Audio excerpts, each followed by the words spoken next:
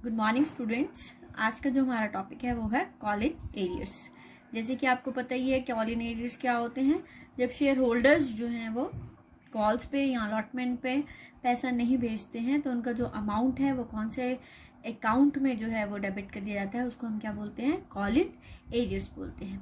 तो हमारे पास दो वे है कॉल इन एरियर्स को ट्रीट करने के, लेकिन जो हमारा सबसे बेस्ट मेथड है वो ये है कि जब भी हमारे पास कॉल इन एरियर्स होते हैं तो हम उसका जो है डिडक्शन करके बैंक अकाउंट में जो है वो उसमें माइनस करके लिखते हैं, ना कि कॉल इन एरियर अकाउंट खोलते हैं। क्योंकि फिर कॉल इन एरियर अकाउंट खोलेंगे फिर उसको बंद करेंगे, तो इससे बेटर हमारे पास यही ऑप्शन होती है कि कॉल इन एरियर को जो है हमने नेट अमाउंट में ही दिखाना है कि हमारे ये अमाउंट जो है रिसीव नहीं हुआ है। Bank account debit to share allotment या शेयर फर्स्ट कॉल या शेयर फाइनल कॉल पे हमारी जो है यहाँ दिखाया जाता है। यहाँ पर हमारी नरेशन क्या रहेगी, being allotment money received except on dash shares, कि इस शेयर्स पे हमारा अमाउंट जो है रिसीव नहीं हुआ है। इसी तरह से कंपनीज एक्ट 2013 में interest on call in arrears का भी प्रोविजन है। आर्टिकल्स ऑफ एसोसिएशन में वैसे तो पूरी वो जो है हमारे पास लिबर्टी होती है कंपनी के डायरेक्टर्स को कि वो अपना अमाउंट जो है डिसाइड कर सकते हैं, लेकिन अगर आपका आर्टिकल्स ऑफ एसोसिएशन इस चीज़ के लिए साइलेंट है तो इसके लिए हम जो है शेड्यूल 1 ऑफ टेब और उसका टेबल F जो है अडॉप्ट करते हैं, और उसके अनुसार जो कॉल इन एरियर्स में इंटरेस्ट दिया जाता है वो कितनी परसेंट से दिया जाता है, 10% पर एनम से दिया जाता है। ठीक है, तो इससे रिलेटेड हमारे पास ये न्यूमेरिकल है। X limited issue 20,000 share of ₹10 each payable as follows.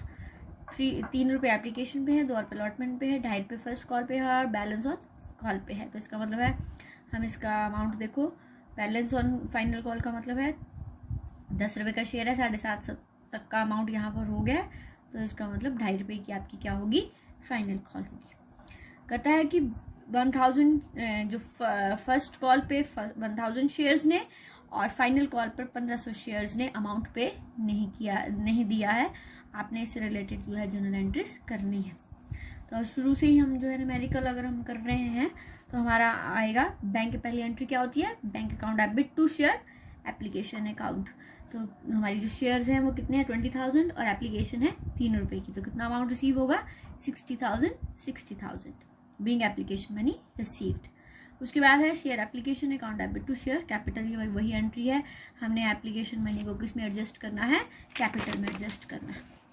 उसके बाद है हमारे पास अलॉटमेंट ड्यू करो, share allotment account debit to equity share capital account. 2 रुपये की हमारी क्या है, अलॉटमेंट है, 20,000 इंटू 2 40,000 से हमने ये जो है ड्यू कर दी। उसके बाद हमने इसको रिसीव किया, bank account debit to equity share allotment account. उसके बाद हमने फर्स्ट कॉल ड्यू करनी है। फर्स्ट कॉल हमारे पास 2.5 रुपये की है, 20,000 के हिसाब से कितना रुपीज़ रिसीव होना है हमें, 50,000 से हमें रिसीव होना है। लेकिन एक्चुअल में जो है 1000 शेयर्स पे हमें अमाउंट रिसीव नहीं हुआ है। 1000 इंटू 2.50 कितना पैसा हुआ, 2500 आपको रिसीव नहीं हुआ है।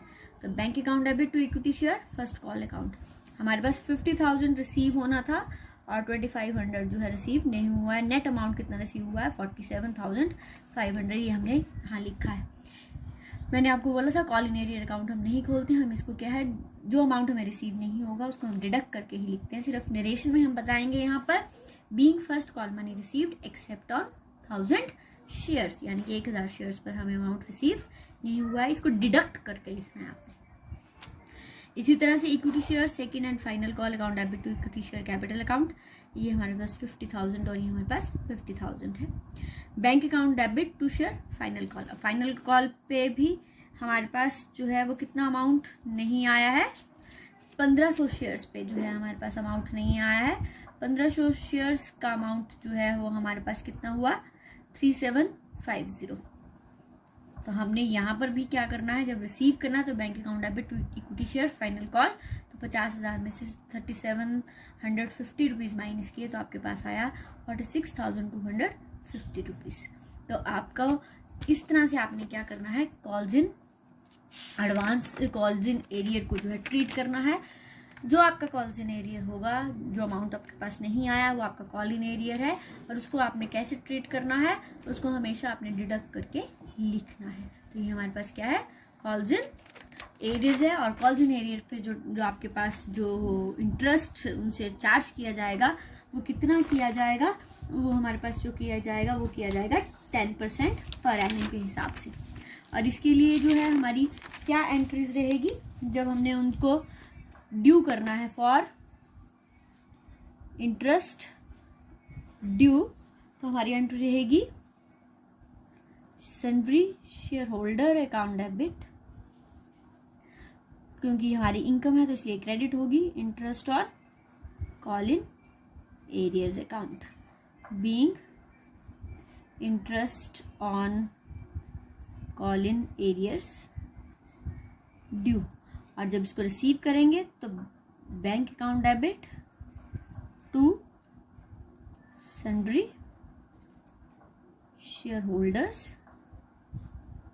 Account being amount of interest on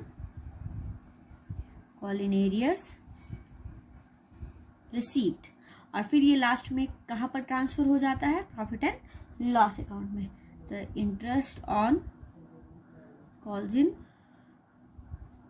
arrears account debit to profit and loss account being transfer of interest on call in arrear account. ठीक है, तो interest on call in arrears जो है वो हमारे पास प्रॉफिट एंड लॉस की कौन side जाता है। नेक्स्ट टॉपिक है हमारा calls in advance. Calls in advance से क्या अभिप्राय है, कॉल्स इन एडवांस से हमारा अभिप्राय है कि जब कोई शेयर होल्डर्स अपना फर्स्ट कॉल या सेकेंड कॉल का पैसा भी किसके साथ भेज देता है, अलॉटमेंट के साथ भेज देता है, तो वो जो अमाउंट रिसीव होता है उसको हम क्या बोलते हैं, कॉल्स इन एडवांस बोलते हैं।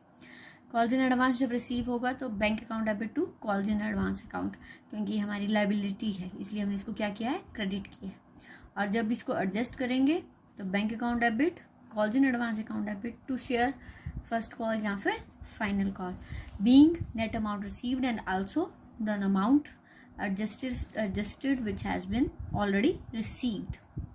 सिमिलरली जिस तरह से interest on calls in arrear का प्रोविजन है उसी तरह से कॉल्स इन एडवांस का भी प्रोविजन है।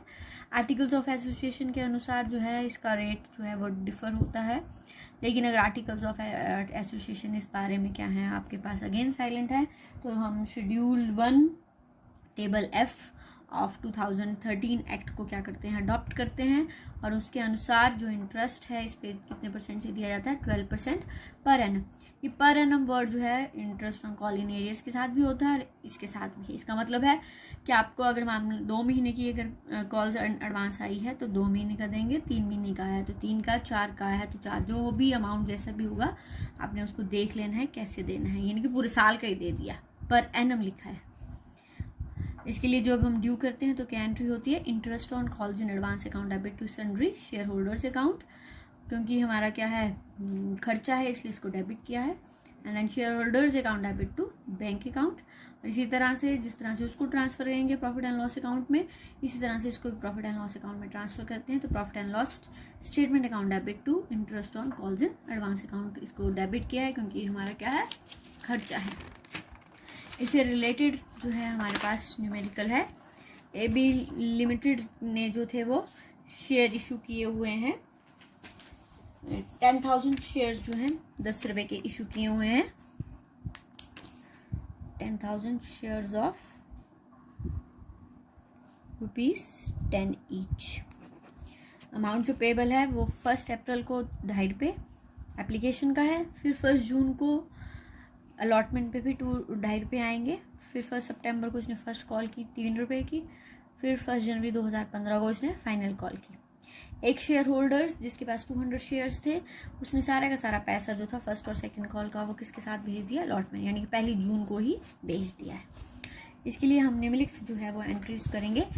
जो शुरुआत की एंट्रीज है वो तो वैसे सेम ही रहती है। Bank account debit to equity share application account being application money received on 10,000 shares, 10,000 into 2.50 कितने रुपीज हुए, 25,000 रुपये। उसके बाद equity share application account debit to share capital account being application money क्या करते हैं, इसको हम ट्रांसफर्ड। उसके बाद है हमारे पास ये 1 अप्रैल को थी, अब 1 जून को हमारी क्या हो रही है, अलॉटमेंट हो रही है। तो equity share allotment account debit to equity share capital account कितने रुपए की है, ये भी 2.5 रुपये की, 10,000 के हिसाब से कितना पैसा रिसीव होगा हमें, 25,000। देन अब ये वाली एंट्री ध्यान से देखो क्या है, bank account debit to equity share allotment, ये तो हमने करते ही करते हैं। अब हमारे पास बोला है 200 शेयर होल्डर्स, 201 शेयर होल्डर्स जिसके पास 200 शेयर्स हैं, उसने अपना फर्स्ट कॉल और फाइनल कॉल का पैसा किसके साथ भेज दिया, अलॉटमेंट के साथ। टोटल अमाउंट कितना है, 3 रुपये फर्स्ट कॉल के हैं और 2 रुपये फाइनल कॉल के हैं, तो 5 रुपये के टोटल अमाउंट 200 शेयर्स के हिसाब से कितना पैसा हमें रिसीव हुआ है एक्स्ट्रा, 1000। क्योंकि मैंने आपको बोला ये हमारी लाइबिलिटी है, इसको हम क्या करते हैं, क्रेडिट करते हैं। तो क्या लिखेंगे, two calls in advance account, कितना amount, 1000 rupees. Being allotment money received with calls in advance on 200 shares.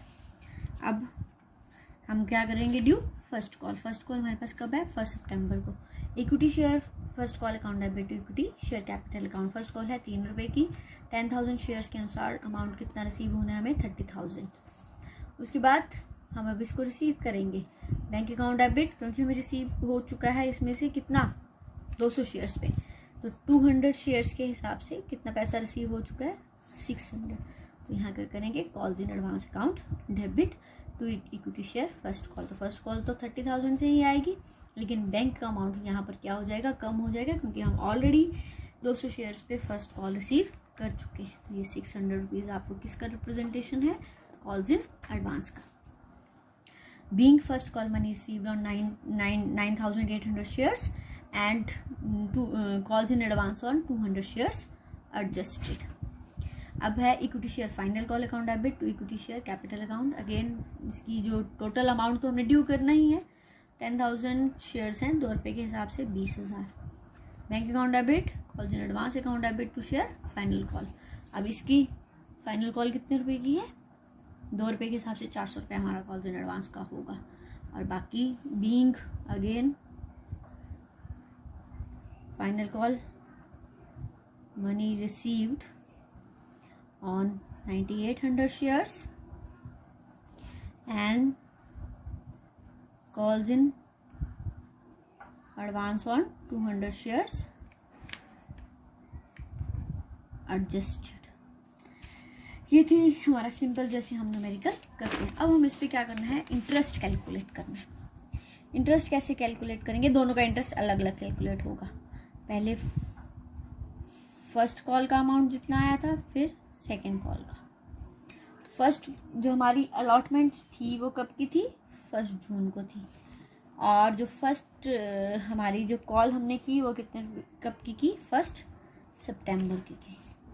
Amount जो है हमारा कितना रिसीव हुआ है इसका, 600, क्योंकि ये कॉल्स इन एडवांस है, इस पर इंटरेस्ट बनना है।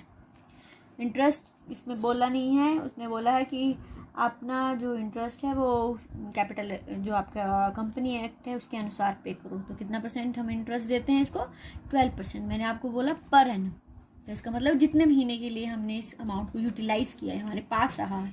तो कब से लेके कब तक रहा है, जून जुलाई, 1 जून से लेके सितंबर तक। तो जुलाई, अगस्त और सितंबर कितने मंथ का हुआ, 3 मंथ्स का हुआ। 3/12 कितना रुपीस, 18 रुपये। इसी तरह से फर्स्ट कॉल हमारी कब को हुई है, 1 जनवरी 2015। ये अलॉटमेंट जो थी वो 1 जून को है, तो जून से लेके जनवरी तक, जून मतलब जुलाई, अगस्त, सितंबर, अक्टूबर, नवंबर, दिसंबर, जनवरी। हाउ मच अमाउंट जो हमने रिसीव किया हुआ है, 400 into 12% into that is your 7 months, it will be 46 rupees। अब हम इस पे एंट्रीज करेंगे।